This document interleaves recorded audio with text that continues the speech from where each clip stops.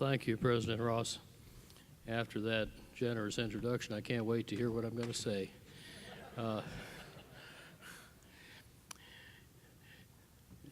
And thank you all for being here and for who you are and what you do. Historians note that the United States Navy and earlier the British Royal Navy led the great energy transformations in the civilian sector, moving from sail to coal to oil to nuclear and now to efficiency and advanced biofuels, and for expeditionary use, modern renewables. But naval culture also holds lessons for us civilians about leadership.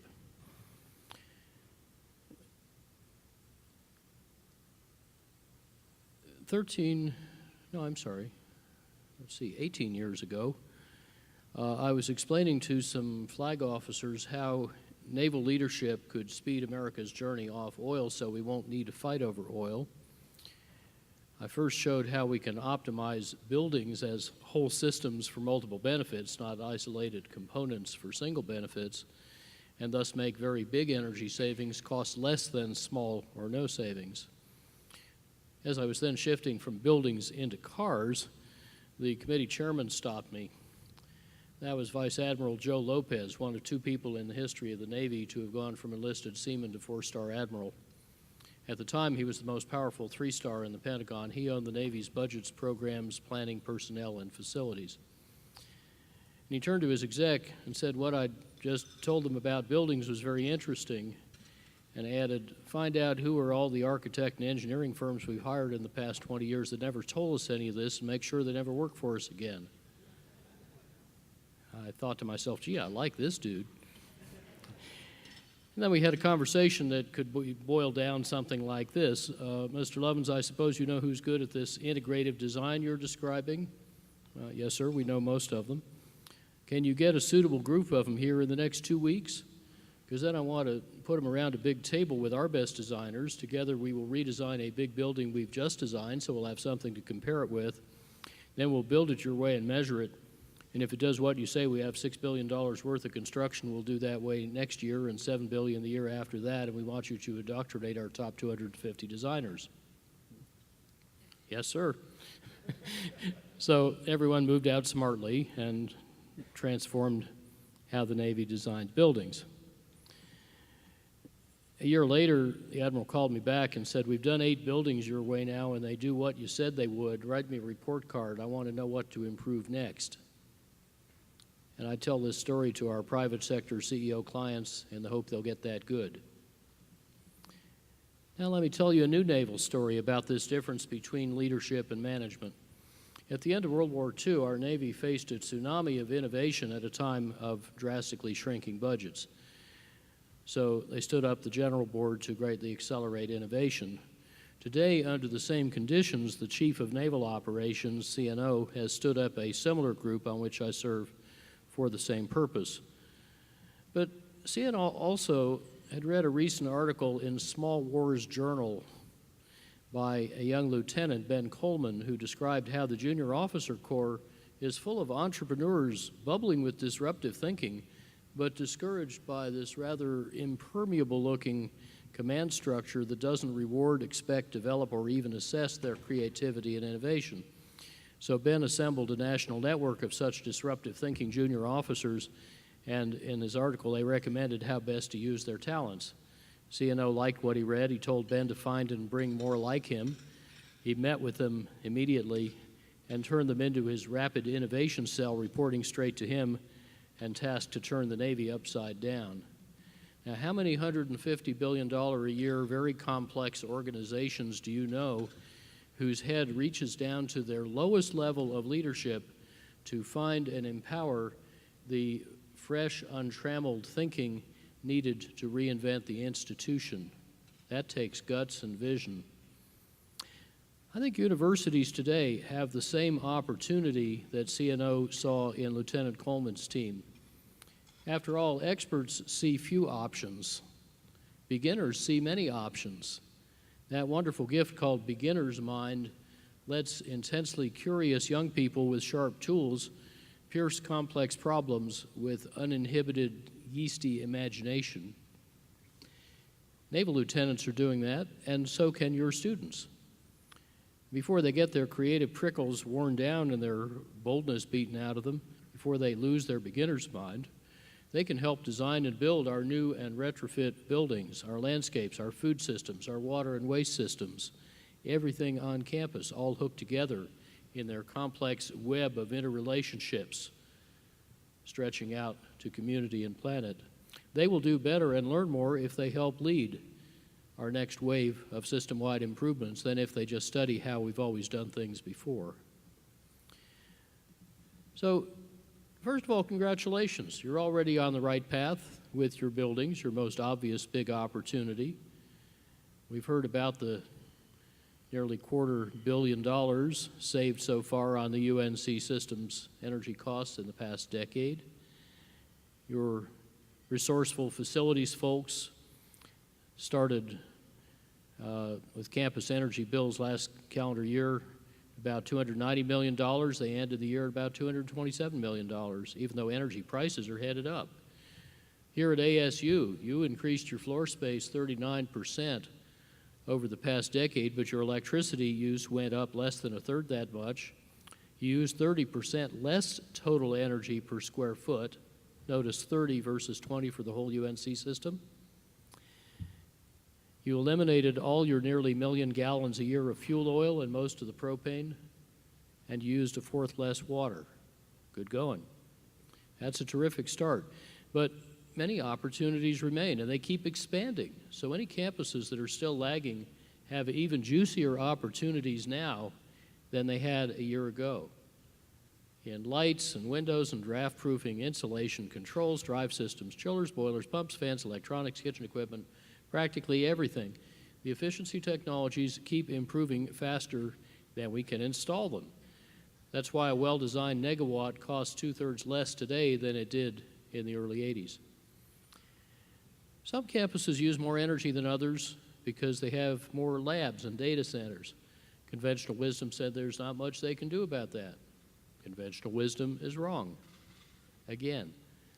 Last year here I mentioned the old Caltech lab that we cost-effectively retrofitted to save over 70% of its energy, including 50 or 60% savings in the supposedly sacrosanct lab equipment, but with the scientists' enthusiastic collaboration. Each fume hood using as much energy as 5 houses can save upwards of 80% while increasing safety in the lab. It's the same for IT. There's an ultra-reliable supercomputer, quarter teraflop computer at Los Alamos that 9 years ago was using 7 or 8 times less energy than usual and costing 3 or 4 times less to own and run. RMI's latest data center design would save about 95% of its energy and half its capital cost. And at the Packard Foundation, just speccing office equipment, respeccing a supposedly efficient list of Energy Star equipment saved half its energy with the same cost and performance. So let's go render the wasted energy out of those big old hogs until there is nothing left but the squeal. And rather than bemoaning all the power-hungry electronic gizmos students are bringing to their dorm rooms, let's send with their acceptance letters an order form offering attractive bulk buy prices for the most energy-efficient models of all the popular gadgets. And maybe participants could even share the savings on the campus electric bills. Once we save more, often we're going to save more energy if we see the larger pattern that connects, even the pattern between devices that sit right next to each other. If you invest more energy in a rapid spin cycle so your washing machine wrings more water out of wet clothes, you can save 70 times more energy in the dryer than the faster spin in the washer uses. But to see that, you have to consider both machines together. There's an air-assisted shower. I got some in my house. They're an old Bucky Fuller invention for submarines. And they use electricity to get you very wet with a trickle of hot water. But the electricity they use is only 1 or 2% as much as a regular shower head needs extra to heat 4 to 8 times more water. In our house, we have a Swiss cook stove, saving 2/3 of its energy by redesigning not its electric resistance elements, not its controls, but the pots. So the pot and the element, the controls are all an integrated system. So with all this low-hanging fruit mushing up around our ankles and spilling in over the tops of our waders, where are we headed with the UNC Systems $227 million annual energy bill over the coming decades? I don't think we're heading down to 100 million or 50 million. I think we're headed to negative costs. Our buildings are going to run their meters backwards more than not, because once they're using only a small fraction of their original energy, as they surely can and will with your hard work, it's going to become convenient and cost-effective to make them self-powered, singly or in clusters and neighborhoods, by gradually attaching solar power in rigid modules, in flexible and stick-on surfaces, even in power-producing facades that replace building skins altogether. In good sites, many other renewables will pay too, and we'll blend them all together. At the rate some campuses are going, soon you're going to start running into the same issue as the Fort Collins Municipal Utility in Colorado. 15% of their service territory is putting up net zero energy buildings. So if the utility continued to charge those customers by the kilowatt hour, they'd get zero net revenue. That's why that utility, with our help, will soon test a new kind of tariff where the utility and the customers pay each other a fair price for the value of the services they're exchanging.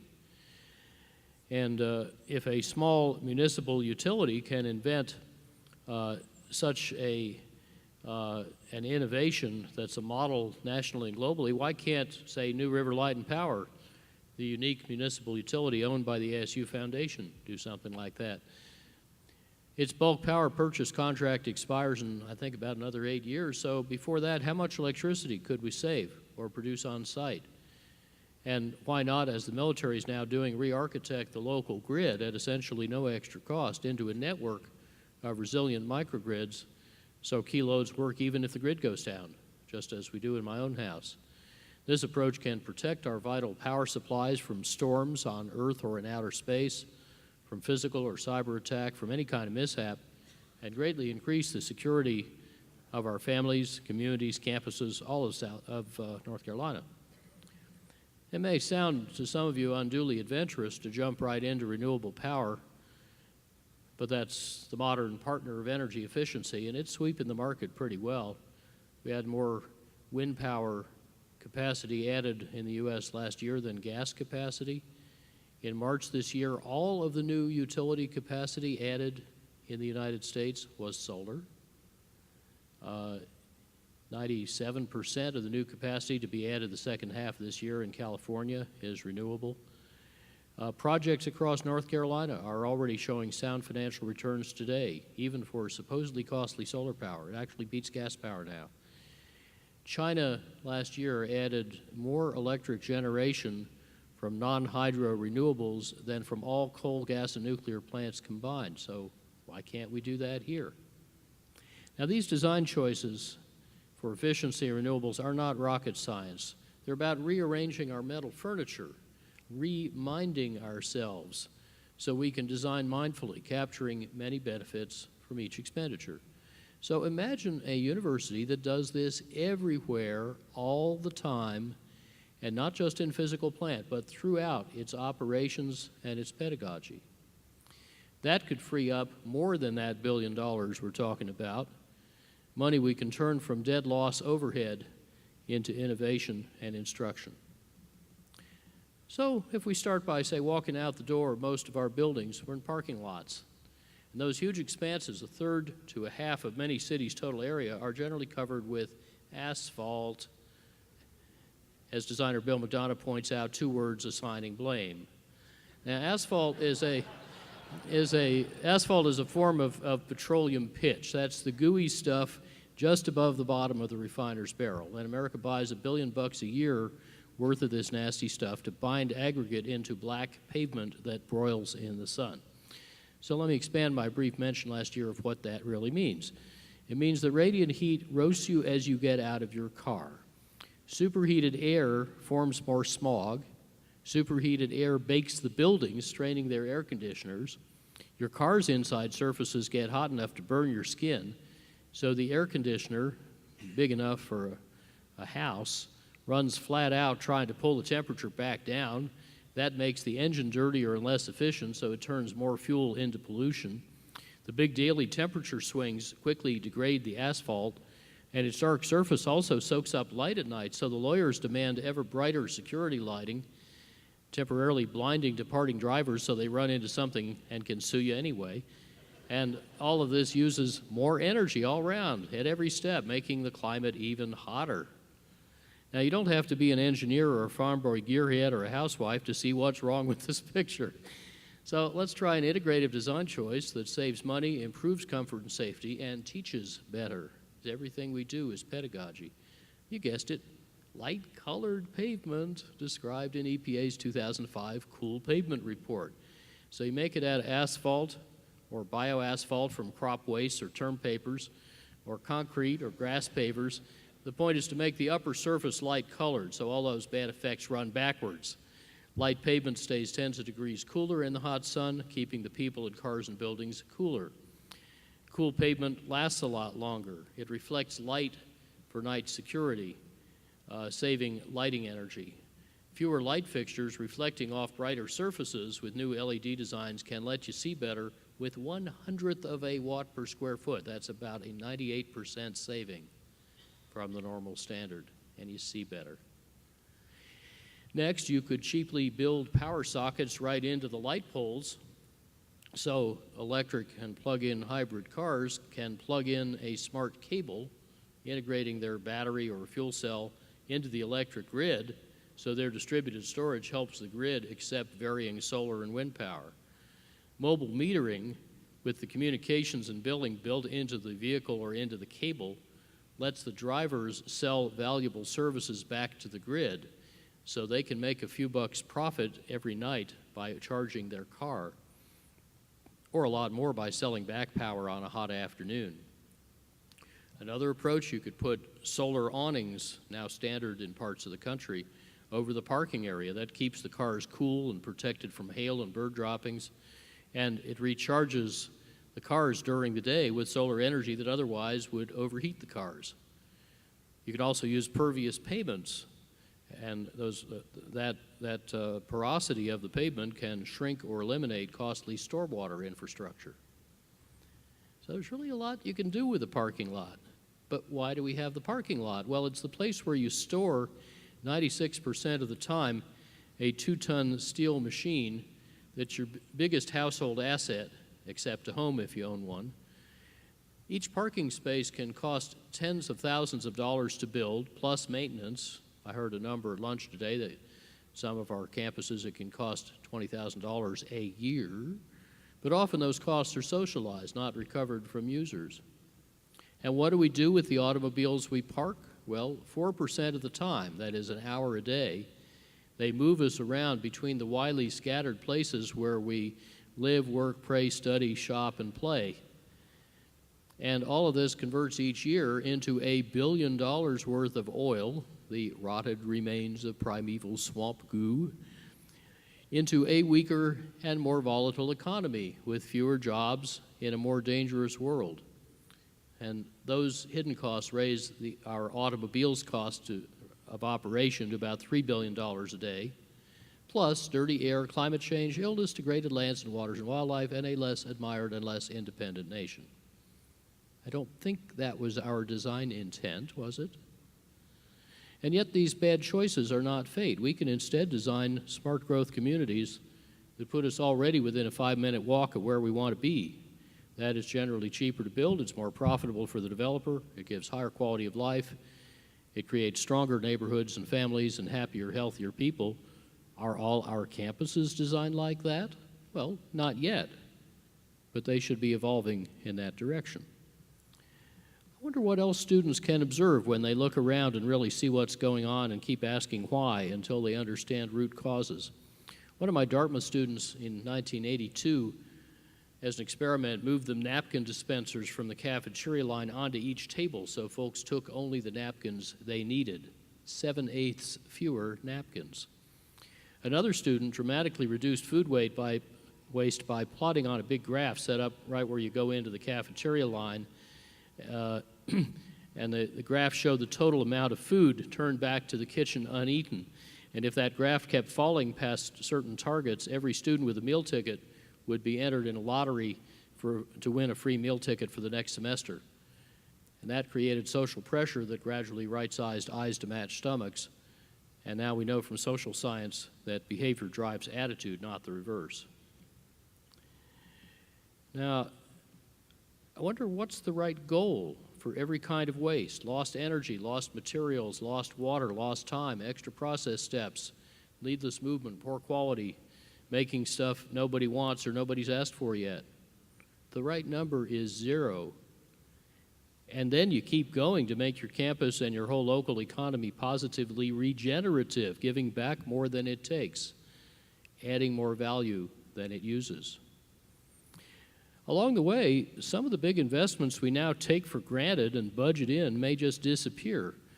You know, we hook up buildings to costly remote infrastructure via pipes and wires for 6 reasons: electricity, fuel, potable water, sanitation, stormwater, and telecommunications. But today we probably have equal or better on-site solutions for all 6 of those needs. If we combined them, we would probably need no exterior pipes and wires, no more pouring money into holes in the ground and covering it up. We could get more flexible siting and cash flow, probably lower construction cost, certainly lower total cost for society, and no need to pay for decades for that costly remote infrastructure: power plants, water plants, sewage treatment plants. Instead, we could integrate renewable microgrids and wireless networks with roof water capture, uninvent wastewater, turn nutrients into food and flowers. But if centralized remote infrastructure is becoming obsolete, why are we still designing buildings so they need it? Now, to be sure, that's a big change. Big changes require thought. Do you find thought scary or exhilarating? Or maybe both? Isn't that why we have universities? And who can design something so radical? I'll bet that together your students and staff and faculty can. But this needs not only engaging students in cutting-edge hands-on projects, not only teaching and practicing integrative design in every aspect of our work, it also needs a far more fundamental and challenging shift. It needs us to tear down the ancient walls that fragment our pedagogy, put blinders on our imagination, and hobble our achievement. To borrow from an article I wrote a few years ago for Harvard Magazine, the world's big problems are often caused by narrow reductionist solutions, trying to do just one thing. Yet the whole, as Aristotle noted, is more and different than the sum of its parts. We need people with a vision across boundaries, harnessing hidden connections, so the cause of solutions is solutions, solving, or better still, avoiding not just one problem, but many problems without making more.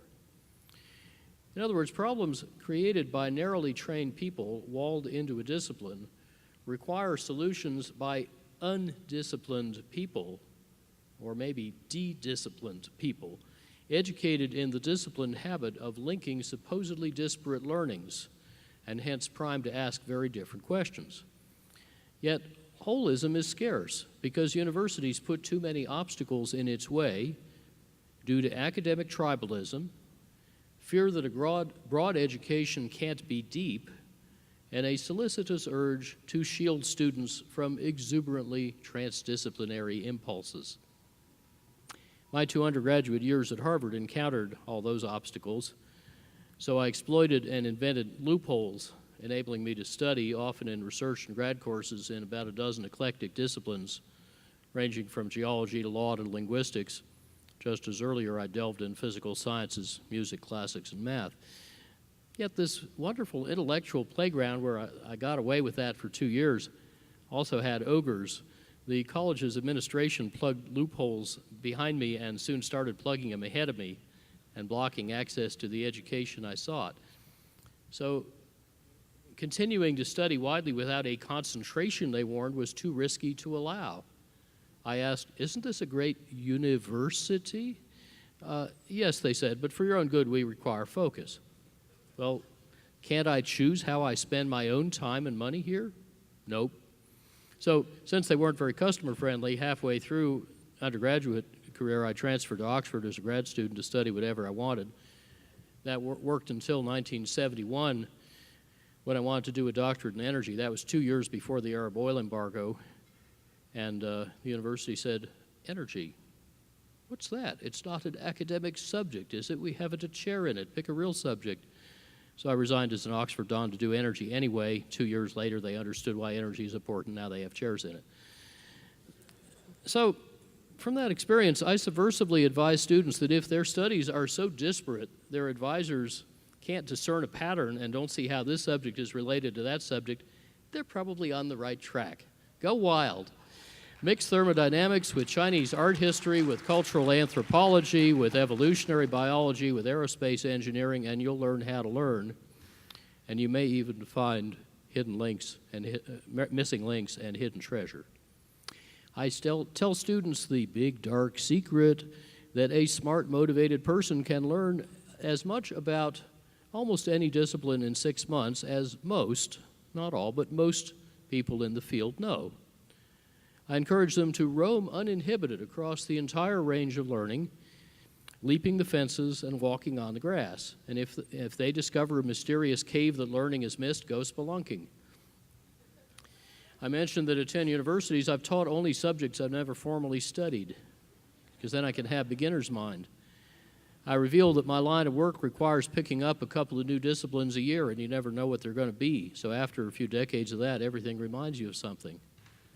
Now, if you learn and live that way, so you're broadly educated, knowing enough about lots of things and something about almost everything, then you'll be equipped to meet the toughest challenges of our time and tackle those big, gnarly problems created by over-specialization.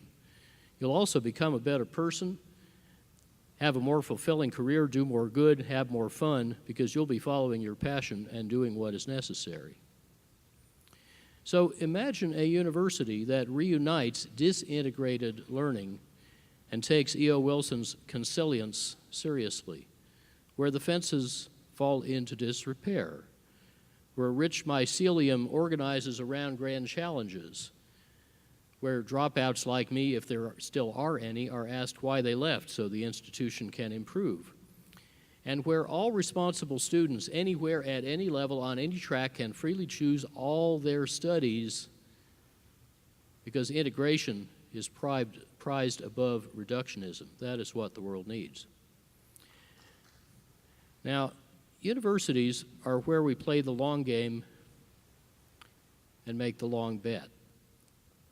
Universities steward not just millennia of precious learning, but also civilization's painfully learned focus on excellence, on continuous improvement, on intelligent trial and error.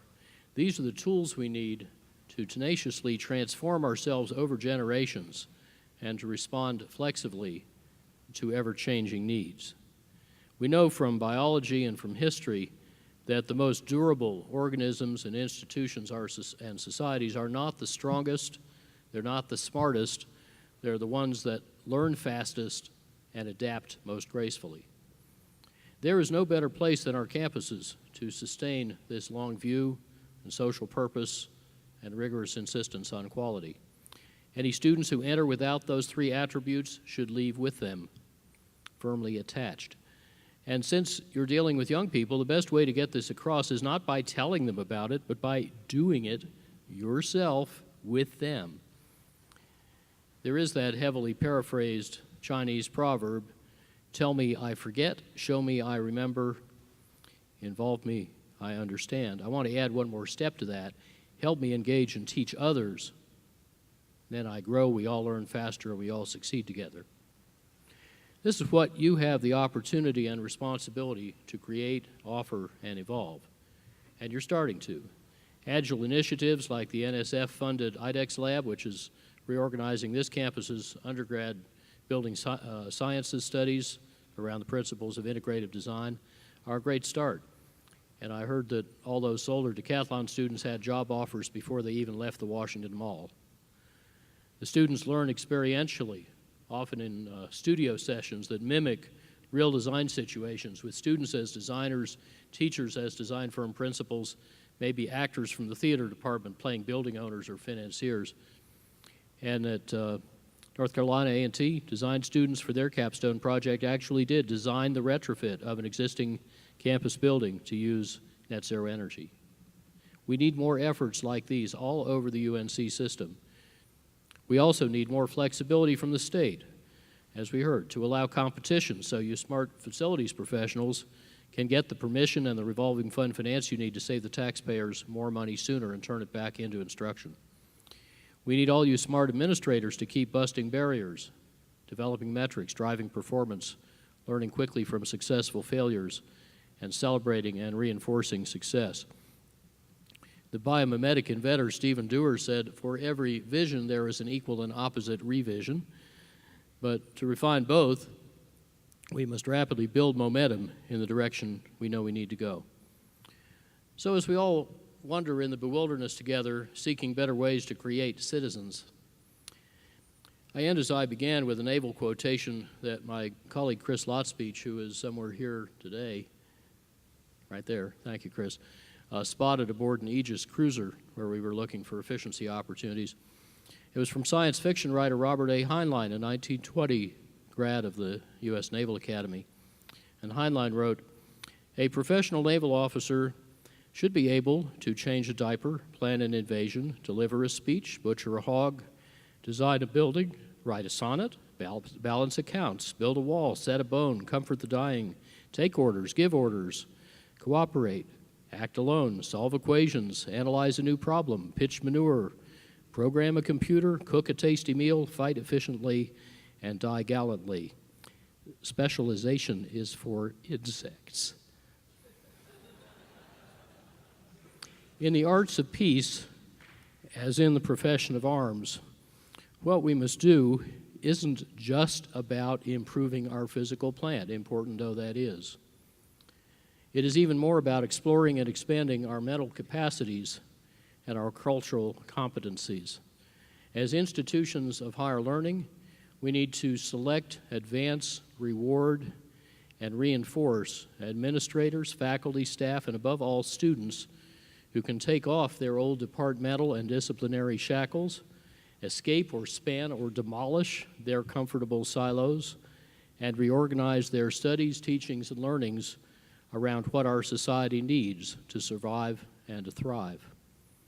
That need to prevail against sometimes long odds is why we're all here. And it's what I'm confident that your leadership and perseverance can achieve. Just imagine such a university and then make it so. Thank you.